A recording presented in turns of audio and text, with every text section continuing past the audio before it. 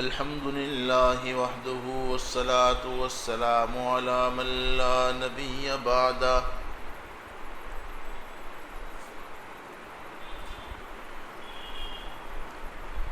أعوذ بالله من الشيطان الرجيم بسم الله الرحمن الرحيم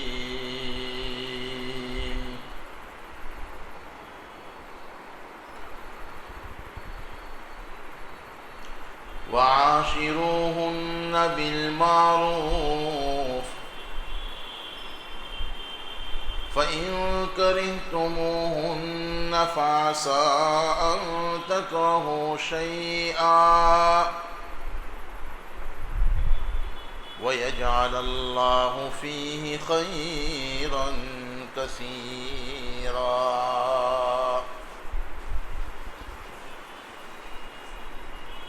صدق الله مولانا العظيم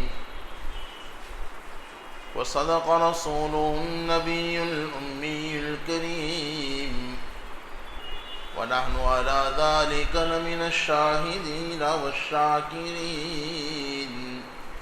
والحمد لله رب العالمين.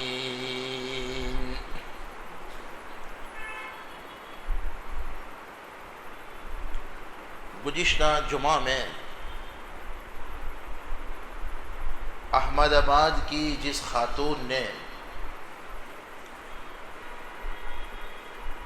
جہیز اور گھریلو حالات سے پریشان ہو کر خودکشی کر لی،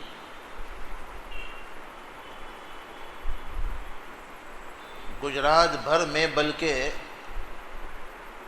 ہندوستان بھر میں اس کے چرچے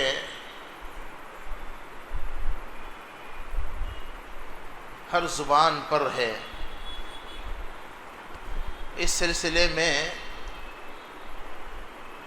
دو باتیں عرض کرنی ہیں. ہم سمجھتے ہیں کہ وقت کا یہ تقاضا ہے، ضرورت ہے. پہلی بات تو یہ ہے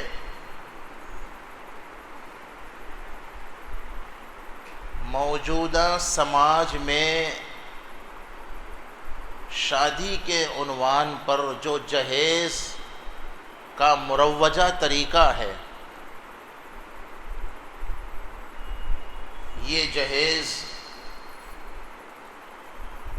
ایک مشرکانہ لعنت ہے. نمبر دو، جہاں تک تعلق ہے خودکشی کرنے کا، تو یہ خودکشی ایک بزدلانہ حرکت ہے. جہیز ایک مشرکانہ لعنت ہے اور خودکشی ایک بزدلانہ حرکت ہے.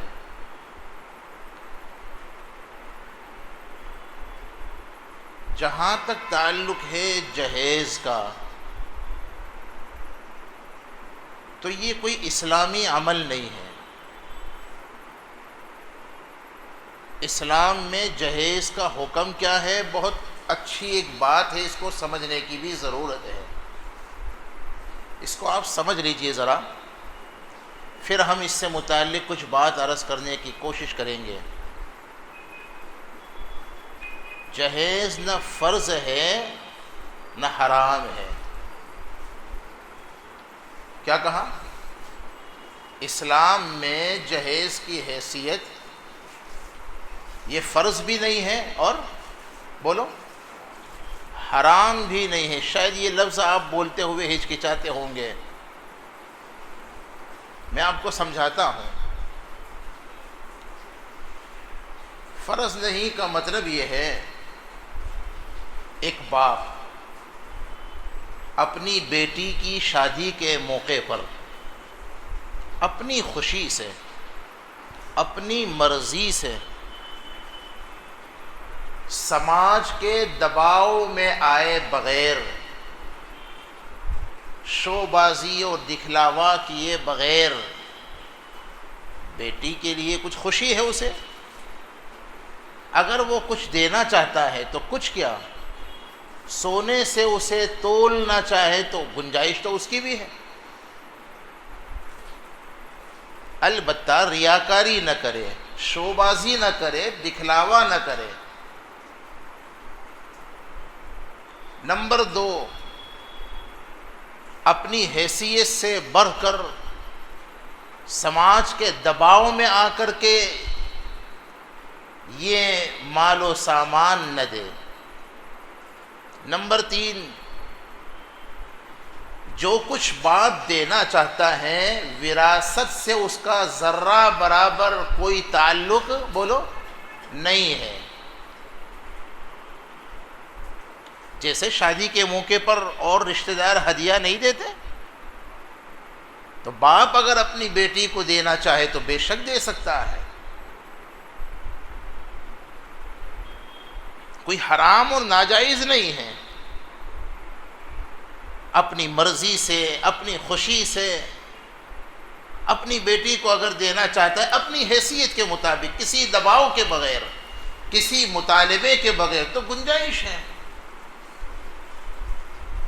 ہاں، داماد یا اس کے گھر والے اگر مطالبہ کرتے ہیں جہیز کا، چاہے صاف لفظوں میں کہیں یا اشاروں میں کہیں، حرام ہے، ان کو قطعاً اس کی اجازت ہے ہی نہیں۔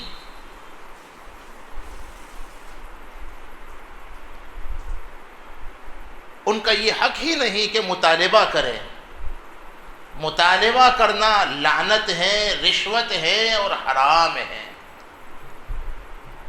اچھا، باپ نے جو کچھ دیا، جیسا کہ میں نے کہا، وراثت سے اس کا کوئی تعلق نہیں، اور جو کچھ باپ دے رہا ہے اس کی مالک کون ہے بولو؟ بیٹی ہے۔ الا یہ کہ کوئی ایسی چیز ہے جو داماد ہی کو مالک بنانے کے لیے دی ہے، اس کا مسئلہ الگ ہے۔ لیکن بہرحال اگر دولہا یا اس کے والد اور اس کے گھر والے جہیز کا مطالبہ کرتے ہیں یا اس کے لیے اپنی دلہن کو پریشان کرتے ہیں، تو بھائیو یہ کافرانہ اور مجرمانہ حرکت ہے۔ قرآن پاک میں میاں بیوی کا جو رشتہ ہے اس کے تعلق سے مرد کو اللہ تبارک و تعالی نے طالب بنایا، عورت کو مطلوب بنایا۔ یہ جملہ یاد رکھیے، چونکہ وقت اتنا تفصیلی نہیں ہے کہ کوئی تفصیلی بات بیان کی جا سکے۔ ہم کوشش کریں گے کچھ کام کی باتیں سامنے آ جائیں، شاید کسی کو فائدہ ہو جائے۔ میرے بھائیوں، اللہ نے مرد کو کیا بنایا ذرا بولو؟ طالب بنایا، عورت کو مطلوب بنایا۔ وَأُحِلَّ لَكُم مَّا وَرَاءَ ذَلِكُمْ أَن تَبْتَغُوا، اس لفظ سے ثابت ہوتا ہے کہ مرد طالب ہے، مرد نے عورت کو طلب کیا۔ اسی سے علماء یہ بھی فرماتے ہیں اگرچہ ہمارا بیٹا یا بیٹی جوان ہو جائیں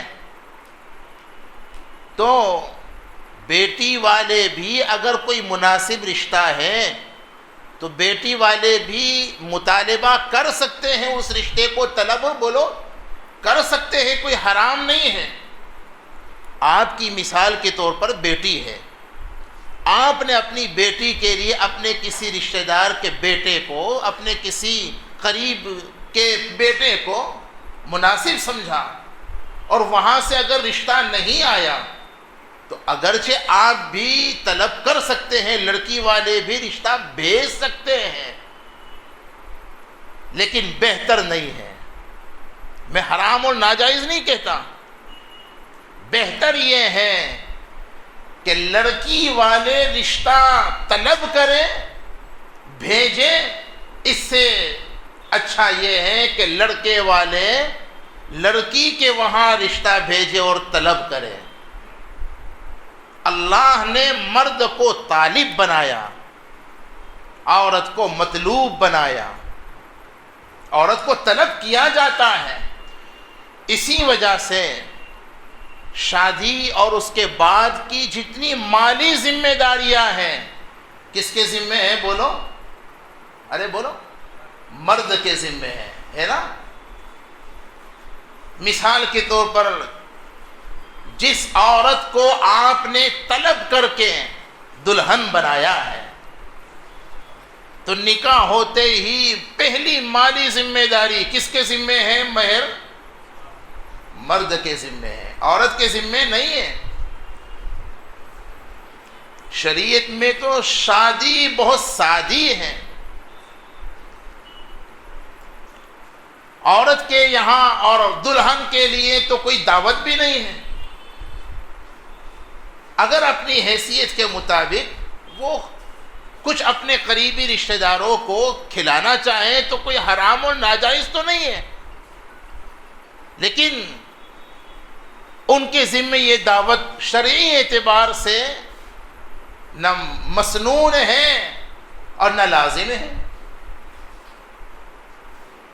یعنی عورت والے تو بغیر کسی حرج اور خرچ کے شادی کر سکتے ہیں، اور حضرات صحابہ کے یہاں نبوی سماج میں شادی کتنی آسان ہوتی تھی۔ اے کاش وقت ہوتا تو میں کچھ بتلاتا، ایک بہت مختصر سا ایک واقعہ میں جلدی سے سناتا ہوا آگے بڑھو۔ روایتوں میں آتا ہے، ابو نعیم کی یہ روایت ہے، حضرت سلمان فارسی رضی اللہ عنہ کا نام تو سنا ہی ہے نا۔ ان کا بھائی چارہ کروایا تھا سرکار دو عالم صلی اللہ علیہ وسلم نے حضرت ابو الدرداء سے۔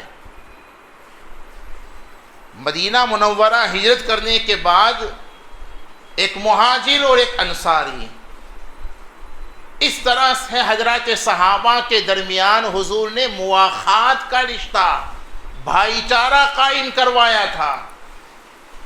اس رشتے سے حضرت سلمان اور حضرت ابو الدرداء رضی اللہ عنہما بھائی تھے۔ دیکھو کتنی آسان تھی نبوی سماج میں شادی،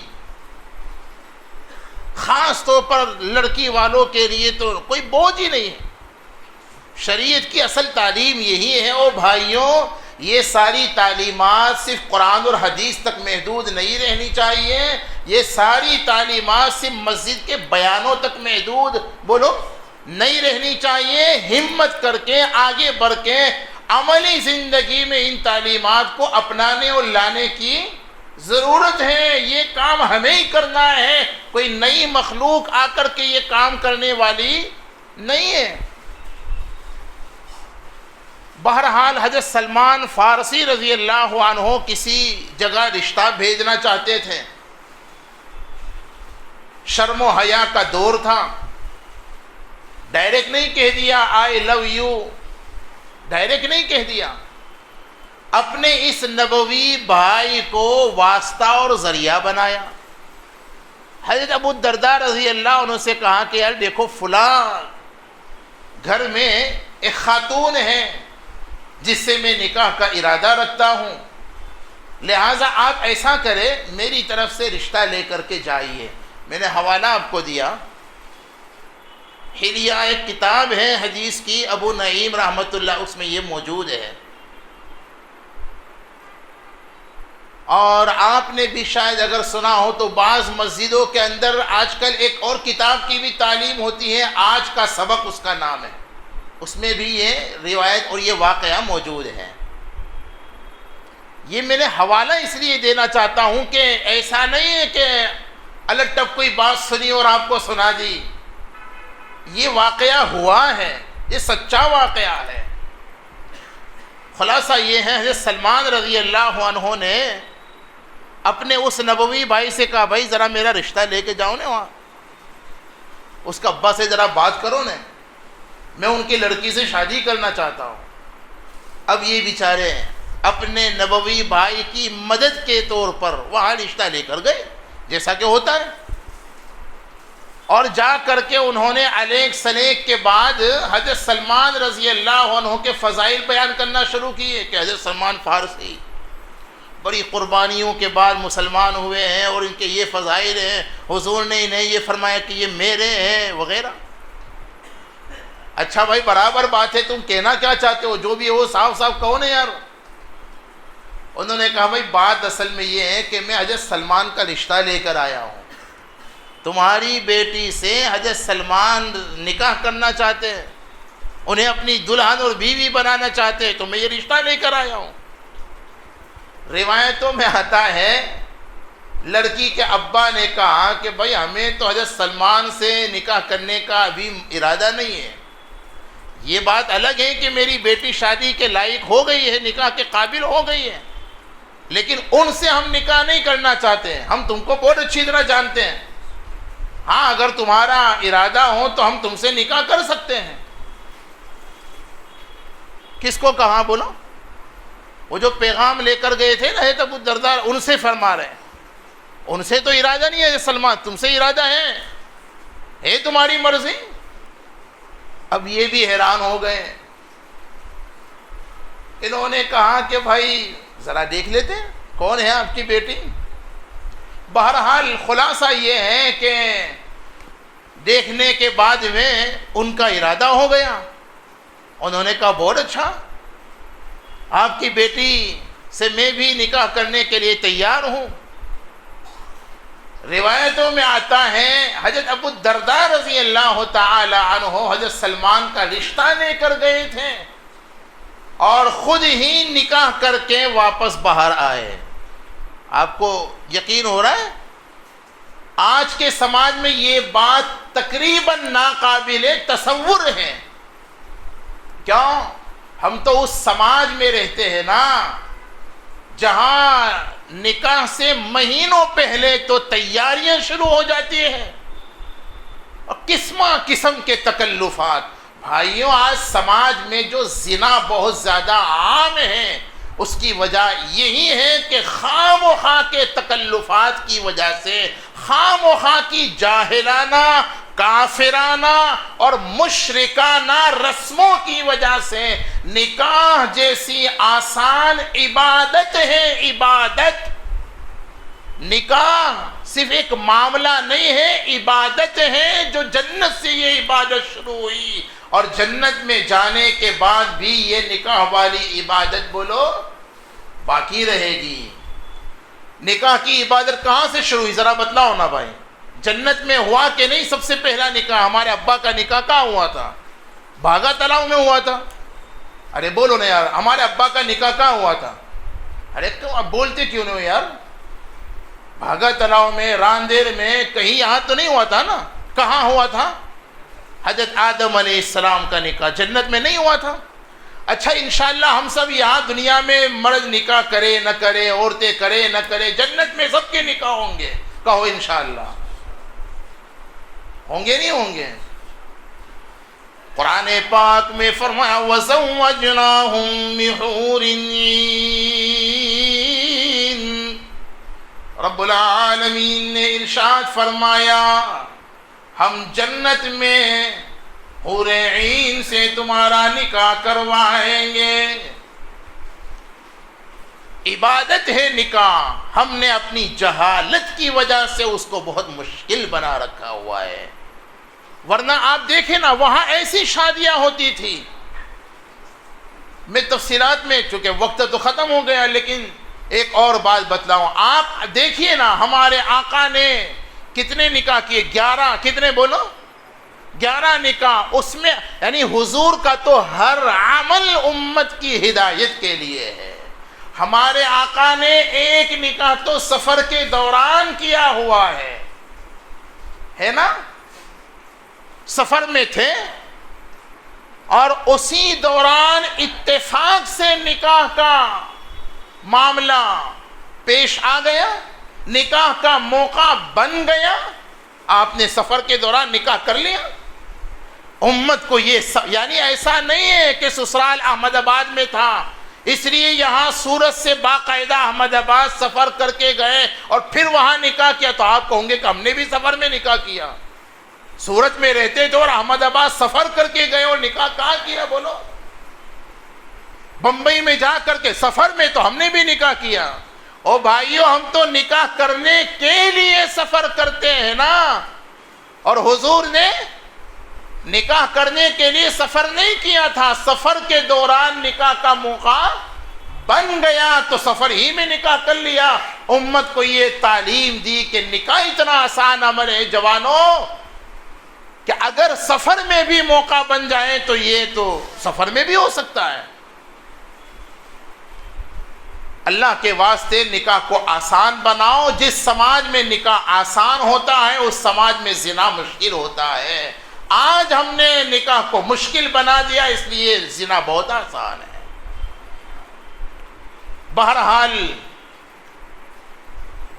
مرد کو اللہ نے طالب بنایا, اور ظاہر بات ہے جو طالب ہوتا ہے نا اس کے ذمے مطلوب کے سارے اخراجات ہوتے ہیں. مثال کے طور پر آپ نے مجھے طلب کیا برودا سے یہاں بیان کرنے کے لیے, تو اصولاً میرے آنے جانے کا خرچ کس کے ذمے ہے بولو؟ سیدھی سی بات ہے نا.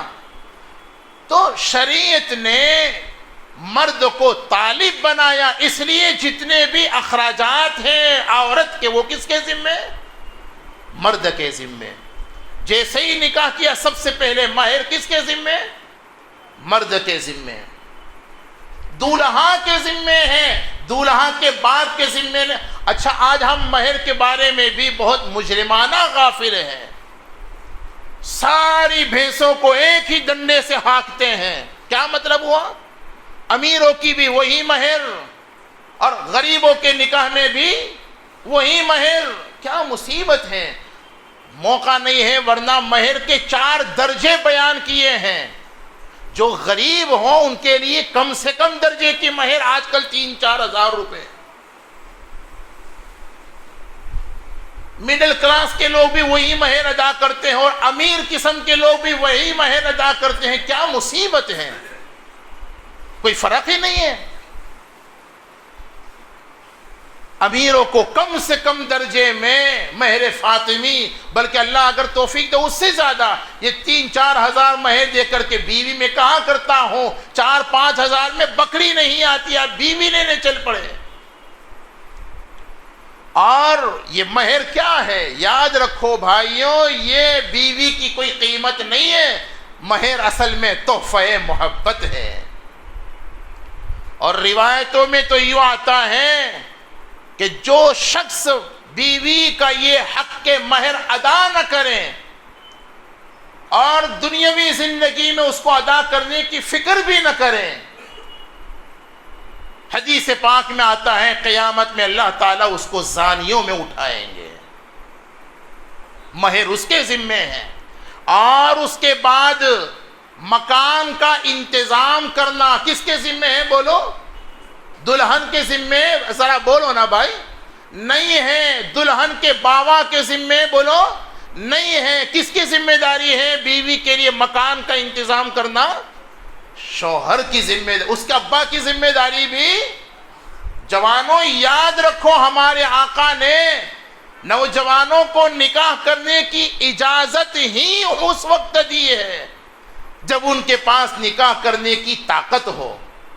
میں نہیں کہتا, حدیث میں ہے, مشہور روایت ہے جس میں آقا نے جوانوں سے, ساری امت کے جوانوں سے خطاب کر کے فرمایا من استطاع منکم الباءۃ فلیتزوج. اے جوانوں, یا معشر الشباب, یا معشر الشباب, اے جوانوں تم میں سے جو نکاح کی طاقت رکھتا ہو. یہاں 2 مطلب علماء نے بیان کیے ہیں. طاقت کا ایک مطلب تو یہ ہے تم میں جسمانی طور پر بیوی کے حقوق ادا کرنے کی طاقت ہو, اور دوسرا مطلب یہ ہے مالی اعتبار سے بیوی کے حقوق ادا کرنے کی طاقت ہو. من استطاع کا مطلب یہ ہے. اس کا مطلب یہ ہوا ہمارے آقا نے انہی جوانوں کو نکاح کرنے کی اجازت دی جو نکاح کرنے کی طاقت مالی اور جسمانی اعتبار سے طاقت رکھتے ہو. اور جو بیوی کے لیے مکان نہ لے سکتے ہو اور اس کی جو جائز ضروریات ہے اس کا انتظام نہ کر سکتے ہو، ان کے لیے حکم یہ ہے کہ اگر تم میں نکاح کرنے کی طاقت نہیں تو پھر روزوں کا اہتمام کرو، اس سے شہوت میں کنٹرول پیدا ہوگا۔ خیر تفصیلات کا موقع نہیں ہے۔ بیوی کے سارے اخراجات مرد کے ذمے ہیں، اور یاد رکھو یہ جو اخراجات ہیں جو ہم بیوی کو خرچہ دیتے ہیں یہ کوئی ہمارا احسان بولو نہیں ہے، یہ تو ہماری ذمہ داری ہے۔ بیوی کو جو شوہر مہر دیتا ہے یہ کوئی احسان نہیں ہے، وہ تو اس کی ذمہ داری ہے۔ ایسے ہی بعد میں جو پاکٹ منی دیتا ہے اور کھانے پینے کا جو خرچہ دیتا ہے، اس کی ضروریات کا جو کچھ شوہر انتظام کرتا ہے یہ کوئی احسان نہیں ہے۔ بیوی نہیں ہو تو بھی احسان نہیں، اور بیوی بوڑھی ہو گئی ہو تب بھی کوئی احسان ہرگز نہیں، وہ تو ہماری ذمہ داری ہے، یہ تو اس کا کرم ہے، رب العالمین کا کرم ہے۔ ہم اپنی بیوی کو جو خرچہ دیتے ہیں اس خرچے پر بھی رب العالمین ہمیں اجر و ثواب عطا کرتے ہیں۔ ایک روایت بس بات ختم کرتا ہوں۔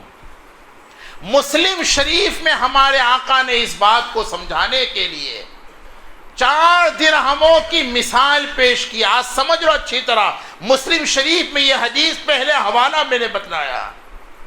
آقا فرماتے ہیں 1 درہم وہ ہے جو تم اللہ کی راہ میں خرچ کرتے ہو۔ کہاں خرچ کرتے ہو بولو؟ ارے بولو نا، اللہ کی راہ میں، مسجد میں۔ دیکھو یہ اللہ کا راستہ کوئی تنگ نہیں ہے، اور لوگوں اپنی جہالت کی وجہ سے اللہ کے راستے کو تنگ مت کر دو۔ اللہ کا راستہ بہت وسیع ہے، اللہ تک پہنچنے کے ہزاروں راستے ہیں، کوئی ایک راستہ نہیں ہے۔ بہرحال آقا فرماتے 1 درہم تو وہ ہے جو تم اللہ کی راہ میں خرچ کرتے ہو۔ دوسرا درہم وہ ہے جو تم کسی غلام کو یا کسی قیدی کو آزاد کروانے میں خرچ کرتے ہو۔ نمبر 3، تیسرا درہم وہ ہے جو تم کسی غریب کی مدد میں خرچ کرتے ہو، اور چوتھا درہم وہ ہے جو تم اپنے گھر والوں پر خرچ کرتے ہو، بیوی بچوں پر خرچ کرتے ہو۔ کتنے درہم ہوئے بولو؟ ارے ذرا بولو نا بھائی، بہت قیمتی بات ہے آج کے بیان میں۔ اتنی ہی بات اگر آپ نے سمجھ لی، یاد رکھ لی، کام آئے گا انشاءاللہ۔ کتنے درہم بولو؟ نمبر 1، پہلا درہم وہ ہے جو اللہ کی راہ میں خرچ کرنا، بہت بڑے ثواب کی بات ہے۔ قرآن پاک میں فرمایا مثل الذین ينفقون اموالهم فی سبیل اللہ كمثل حبة أنبتت 7 سنابل في كل سنبلة 100 حبة والله يضاعف لمن يشاء والله واسع عليم۔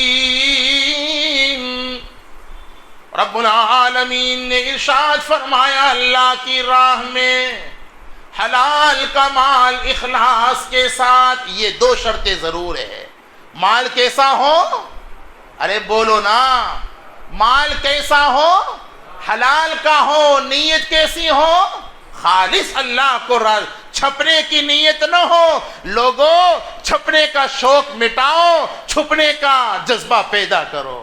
اللہ کو چھپنے والے پسند نہیں ہیں، چھپ چھپ کر کام کرنے والے۔ اللہ جانے ہم جانے۔ 1 درہم خرچ کرنے کا کم سے کم ثواب کتنا ہے بولو؟ ارے جانتے ہو یار، میں کوئی نئی بات تھوڑا ہی کہہ رہا ہوں۔ 1 درہم خرچ کرنے کا اللہ کی راہ میں ثواب کم سے کم 700 گنا، 700۔ سورہ بقرہ کی آیت کریمہ۔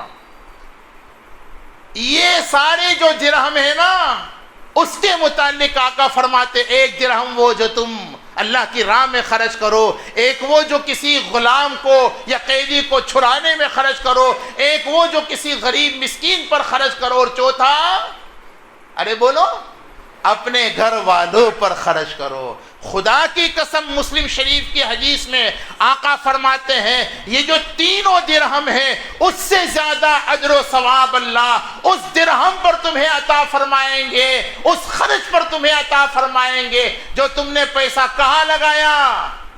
اپنے بیوی بچوں کی جائز ضرورتوں میں لگایا۔ آپ کو تعجب نہیں ہوا؟ کسی کو تعجب نہیں ہوا؟ پھر سبحان اللہ بھی نہیں کہا؟ کوئی آپ کو شاید یقین نہ ہوا ہو کہ یار یہ ویسے ہی کہہ رہا ہوگا۔ اور خدا کی قسم ہے بھائیوں، اللہ کی راہ میں آپ 1000 روپے خرچ، بے شک اس کا ثواب اگر حلال کا مال ہے اور اخلاص ہے تو بے شک ثواب ہے، لیکن رب اکبر کی قسم اتنا ثواب نہیں ہے جتنا بیوی بچوں پر خرچ کرنے کا ثواب ہے۔ میں نہیں کہتا، یہ مفتی شفیق کا بیان نہیں ہے، سرکار دو عالم کا فرمان ہے۔ کیوں؟ سورت والوں وجہ بھی سنو، مسجدوں میں مدرسوں میں اللہ کی راہوں میں خرچ کرنا فرض نہیں ہے، نفلی عبادت ہے، اور بیوی بچوں پر خرچ کرنا نفل ہے۔ تو ثواب فرض کا زیادہ ہے نفل کا زیادہ ہے؟ نہیں سمجھے آپ؟ یعنی یہ بات ہے، شریعت نے ہمیں ذمہ دار بھی بنایا، بیوی بچوں کے خرچے کے ذمہ دار تم ہو، اور یہ بھی بتلایا کہ جو تم خرچ کرتے ہو نا، اپنی نئی نئی دلہن ہو تو یا بدھی ہو تو وہ بوڑھی ہوگی دوسروں کے لیے، تمہارے لیے بوڑھی نہیں، بڑھیا ہے، گڑیا ہے، سماج کے لیے بڑھیا ہو سکتی ہے، اور بدھو تمہارے لیے وہ بڑھیا نہیں ہے، تمہارے لیے تو وہ گڑیا ہے۔ اور خدا کی قسم اگر دنیا میں تم نے اپنی بیویوں کے ساتھ اچھا سلوک کیا ہوگا، قرآن میں اللہ نے اس کا حکم دیا وَعَاشِرُوهُنَّ بِالْمَعْرُوفِ، اچھا سلوک کرو، تو حدیث میں آتا ہے دنیا میں میاں بیوی دونوں نیک ہیں، دونوں ایک دوسرے کے ساتھ اچھا سلوک کرتے تھے اور دونوں ایک دوسرے کے حقوق ادا کرتے تھے۔ قیامت میں اللہ تبارک و تعالی ان میاں بیوی کو حکم دیں گے ادخلوا الجنت انتم وازواجکم تحبرون، 25ویں پارے میں اللہ پاک فرماتے ہیں حکم ہوگا جاؤ اے مسلمان میاں بیوی، تم تمہاری بیویوں کے ساتھ ہاتھ پکڑ کر جنت میں خوشی خوشی داخل ہو جاؤ۔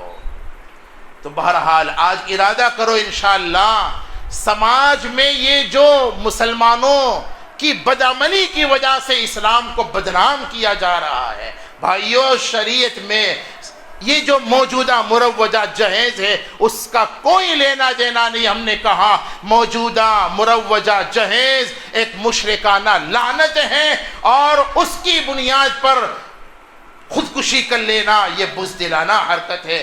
انشاءاللہ ابھی وہاں گدا بیگ میں کوشش کروں گا یہ خودکشی سے متعلق کچھ عرض کرنے کی، اللہ تعالی حقائق سمجھا دے، عمل کی توفیق عطا فرما دے، آمین۔ وآخر دعوانا الحمدللہ۔